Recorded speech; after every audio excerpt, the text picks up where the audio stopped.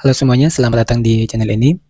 Di video kali ini kita akan membahas tentang soal gelombang berjalan, di mana biasanya eh, soalnya itu biasanya ada dua tipe.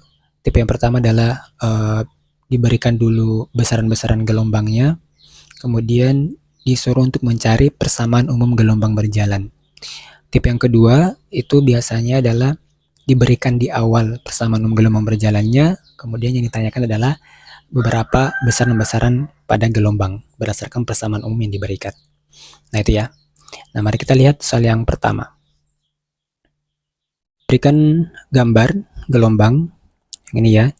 Berikan gambar gelombang, kemudian di situ dikatakan jika jarak A ke B adalah 28 meter dan periode gelombangnya 4 sekon, Y dan X dalam meter, tentukan A amplitude gelombang, B panjang gelombang, C persamaan umum gelombangnya. Nah ini yang tipe yang pertama, diberikan gambar gelombang, besarannya, berapa, ya, di sini periode, jarak A ke B, kemudian terakhirnya nanti kita disuruh untuk menemukan persamaan umum gelombangnya. Nah, pertama dulu ya, persamaan umum gelombangnya. Nah ini kan persamaan, yang pertama amplitude gelombangnya. Amplitudenya ini kan A ya. Kalau bagian B panjang gelombang berarti lambda. Kalau ini persamaan umum gelombangnya. Baik, amplitudo adalah simpangan terbesar dari sebuah gelombang. Simpangan maksimum atau terbesar dari gelombang. Jadi simpangan terbesar dari titik kesetimbangan. Jadi titik kesetimbangannya garis ini, kemudian seberapa besar dia menyimpang berarti adalah nilai ini maksimalnya berapa. Kayak gitu ya. Dari sini kita sudah bisa tahu bahwasanya titik puncak itu berada di 0,5 meter. Berarti A-nya adalah 0,5 meter.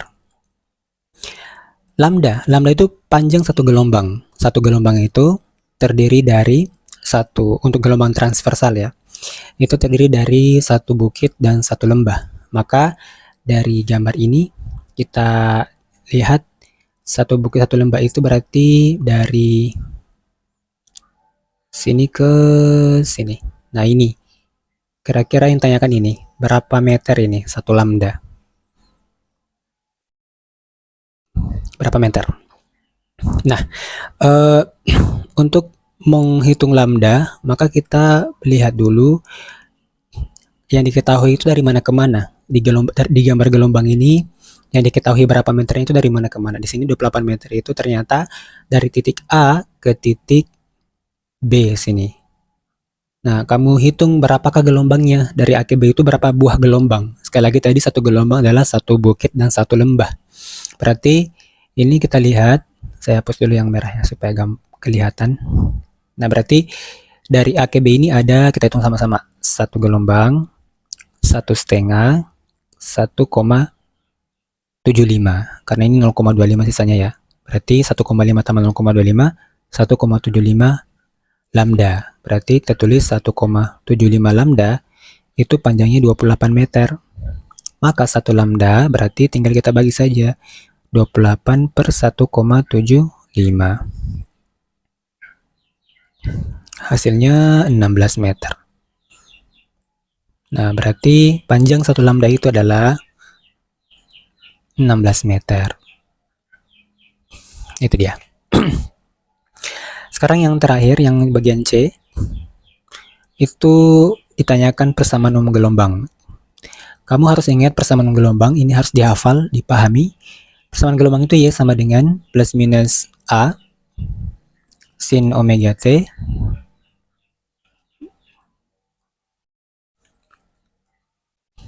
plus minus A sin omega T plus minus KX. Nah, ini persamaan umum gelombang. Kapan di sini kita gunakan plus, kapan gunakan minus? Kapan amplitudenya itu plus, kapan amplitudenya minus? Kita lihat gambar gelombangnya. Kalau gelombang pertamanya itu ke arah atas, berarti dia A-nya positif. Nah, kalau misalnya ada gelombang yang gelombang pertamanya ke bawah, misalnya kayak gini ya. Nah, maka ini A-nya negatif. Nah, kemudian kapan K-nya? K ini bilangan gelombang ya. K itu bilangan gelombang. Kapan K-nya positif, kapan K-nya negatif? K-nya positif kalau gelombang itu mengarah ke, K negatif kalau gelombangnya mengarah ke arah kanannya kita ya. Nah, kapan K-nya positif kalau gelombangnya mengarah ke kiri. Nah, ini diingat-ingat. Kanan itu K-nya negatif. Ini berarti K-nya negatif. Yang ini K-nya positif. Baik. Berarti dari gambar ini bisa kita lihat ya. Berarti amplitudenya ke atas berarti plus, kemudian arah gelombangnya ke kanan. Berarti K-nya negatif. Jadi kita tuliskan persamaan gelombang untuk gambar yang tadi adalah A karena dia positif, sinus omega T kurang Kx. Ini dia. Nah, tinggal kita cari besaran-besarannya. Ini amplitudo, ini adalah kecepatan sudut gelombang, ini adalah bilangan gelombang atau omega, ini omega kecepatan sudut. Nah, A-nya sudah ditahu amplitudonya tadi. Berapa amplitudonya? Yang ini dia.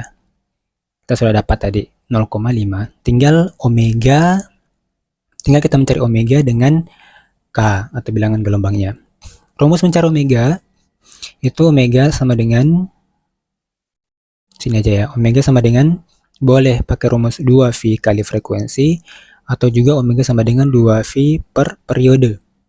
Nah, jadi tinggal pilih salah satunya, tergantung di soalnya yang mana yang diketahui atau apa yang mudah bagimu, apakah menggunakan frekuensi atau menggunakan periode. Nah, kebetulan di soal ini yang diketahui adalah periodenya nih. Periodenya adalah periode gelombangnya 4 sekon. Maka kita pakai yang rumus yang kedua ini. Maka omeganya sama dengan 2V. Tadi periodenya katanya 4 sekon, berarti per 4. Nah, berarti kita sederhanakan 1/2 V. Itu omeganya. Kalau bilangan gelombang K, itu rumusnya K sama dengan 2V per lambda. Nah, lambdanya berapa? Tadi lambda panjang gelombangnya berapa? Ini dia, 16 meter. Maka kita tinggal masukkan K sama dengan 2V per 16. Sederhananya 1/8 V. Nah, maka persamaan gelombangnya berarti menjadi Y sama dengan, A-nya tadi adalah 0,5 sin, omeganya tadi ini dia 1/2 V, T-nya jangan lupa, tetap T-nya ditulis, kurang K-nya tadi 1/8 V. X-nya juga jangan dilupa. Nah, ini dia persamaan gelombangnya. Kalau mau lebih sederhana lagi, Y sama dengan 0,5 sinus, V-nya kita keluarkan, V 1/2 T kurang 1/8 X. Nah, ini dia persamaan gelombangnya.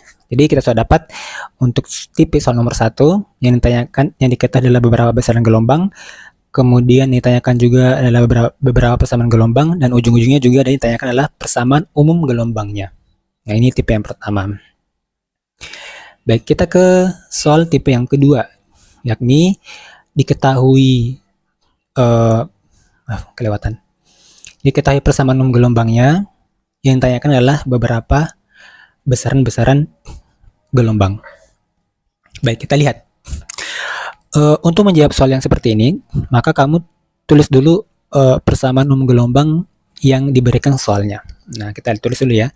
Persamaan yang diberikan soal Y sama dengan 0,5 sinus 0,2 V kali 60 T dikurang X. Nah, ini yang pertama. Langkah yang kedua adalah kamu tuliskan persamaan umum gelombang berjalannya. Nah, berarti Y, persamaan gelombang tadi kita ikut saja ini karena positif, berarti plus A sinus omega T kurang Kx. Nah, ini persamaan umum gelombangnya. Langkah yang ketiga adalah kamu cocokkan antara yang diketahui, persamaan umum gelombang yang diketahui dengan persamaan umum gelombang berjalan yang secara generalnya, secara umumnya harus sama.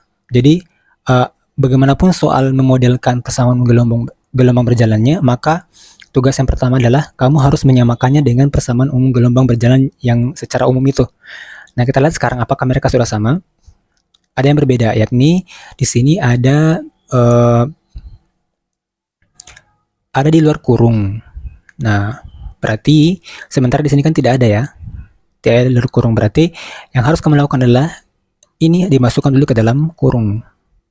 Kita kali masuk supaya tujuannya kita sekali lagi sama dengan yang persamaan umum gelombang berjalannya. Baik, kita kali masuk berarti hasilnya sama dengan Y sama dengan 0,5 sin 0,2 V kali 60 berarti 12 V T kurang 0,2 V X. Nah, itu ya. Nah, ini baru sudah sama. Antara ini dengan ini itu sudah sama. Nah, kenapa harus sama? Karena kita pengen tahu berapa nilai omega, berapa nilai K dari persamaan yang diberikan ini. Dari sini kita sudah tahu. Karena kalau misalnya kita tidak ubah seperti ini, biasanya keliru. Kamu lihat dalam kurung, oh ini pasti omeganya. Ini K-nya. Betul. Tapi kalau masih dalam bentuk begini, ini belum sempurna. Nah, ini salah kalau langsung seperti ini. Jadi, tugas pertamamu dan harus diingat adalah menyamakannya dulu dengan persamaan umum yang kamu tahu, yang sudah dihafal, yang tentang persamaan umum gelombang berjalannya. Yakni yang ini ya, harus disamakan dulu. Nah, kalau sudah sama, maka sudah gampang kita identifikasi. Berarti omeganya adalah ini dia. Omeganya 12 V, sedangkan ini K-nya. K-nya 0,2 V. Ini adalah amplitudenya. Nah, baik. Nah, sekarang kita lihat arah perambatan gelombang. Oh, ini sudah jawabannya ya. Jawabannya, arah perambatan gelombangnya kemana? Ini bisa kita lihat dari tanda minus di sini ya. Kan kalau tanda minus itu berarti gelombangnya ke arah kanan. Itu ya. Kalau bagian B, amplitude gelombangnya ini dia. A, berarti amplitude gelombangnya 0,5 meter. Nah, frekuensi gelombang. Di sini jawaban 6 Hz. Kira-kira dari mana frekuensinya kita dapatkan? Baik, caranya adalah kita melihat di antara omega dengan K ini kira-kira yang melibatkan, yang mengandung rumus atau yang melibatkan frekuensi itu rumus apa? Tadi kan kalau omega rumusnya adalah boleh 2V kali F atau omega sama dengan 2V per T. Nah, ternyata yang melibatkan frekuensi itu rumus yang ini. Berarti kita menggunakan rumus omega. Maka dari sini kira-kira rumusnya F sama dengan ini pindah ke sebelah jadi pembagi berarti omega per 2V. Nah, masukkan nilainya omega berapa? Di sini 12. 12V per 2V. V-nya habis sisa 12 bagi 2 sama dengan 6. 6 Hz. Nah, dapat 6 Hz. Berikutnya panjang gelombang. Panjang gelombangnya itu dapat dari mana? Panjang gelombang itu kan yang melibatkan lambda itu rumus K. K sama dengan 2V per lambda. Berarti dari sini lambda kita dapat rumusnya 2V per K. Nah, kita masukkan nilai K-nya sama dengan 2V. K-nya berapa tadi? 0,2. 0,2V. V-nya juga habis. 2 bagi 0,2 10. Nah, hasilnya 10 meter. Nah, itu dia.